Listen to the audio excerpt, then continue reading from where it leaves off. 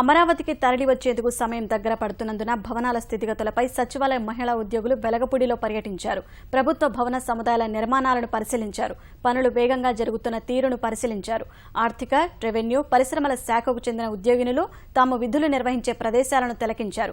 CRDA ఇంజనీర్లు ఉద్యోగినుల అనుమానాలను నివృత్తి చేశారు. ఈ నెల 27లోపు భవనాలన్నీ పూర్తి చేస్తామని వారికి తెలిపారు. అనంతరం భవనాల్లో మౌలిక వస్తుల కల్పనపై మంత్రి నారాయణతో చర్చించారు. నిర్ణీత గడువులోగా నిర్మాణాలన్నీ పూర్తి చేస్తామని మంత్రి వారికి భరోసా ఇచ్చారు. తాము సొంత రాష్ట్రం వచ్చి విధులు నిర్వర్తించేందుకు సిద్ధంగా ఉన్నామని ఉద్యోగినులు తెలిపారు. అయినా కొంతమంది తమపై దుష్ప్రచారం చేస్తున్నారని వాపోయారు. అనంతరం ఉండవల్లి, వెలగపూడిలలో ఇళ్లు వెతికేందుకు వెళ్లారు. ఎప్పుడు చెప్పలేదండి. ఆఫీస్ అకామిడేషన్ కంప్లీట్ అయిన తర్వాత రోడ్ మ్యాప్ ఇచ్చిన తర్వాత వస్తాము. షిఫ్ట్ అయ్యే దగ్గరికి వచ్చింది, ఇంతవరకు రోడ్ మ్యాప్ ఇవ్వలేదు.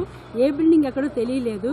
వెళ్ళిపోమంటే సడన్గా ఎలా వెళ్ళాలి అని అన్నాం తప్పితే వేరే విషయాలని సెకండరీ. ముందు ఆఫీస్ కంప్లీట్ అయిందా, ఎవరెవరు ఎక్కడికి వెళ్ళాలి, ఏ బిల్డింగ్లో ఎవరు ఉండాలి, రోడ్ మ్యాప్ ఇవ్వండి. ఇంతవరకు రోడ్ మ్యాప్ ఇవ్వలేదు. డేట్ దగ్గరికి వచ్చేసింది. మేము ఎల్లుండి చూసుకోవాలా వద్దా, పిల్లల్ని ఎక్కడ అడ్మిట్ చేయాలి, విజయవాడ అడ్మిట్ చేయాలి, హైదరాబాద్. ఈ డైలమాలో అందరూ సఫర్ అవుతున్నారు తప్పితే మా ఏరియాకి, మా విజయవాడకి, మా ప్రజల వద్దరికి రావడానికి ఎటువంటి అబ్జెక్షన్ లేదు. మా ప్రజల దగ్గరికి మేము రావడానికి ఎప్పుడు సిద్ధమే.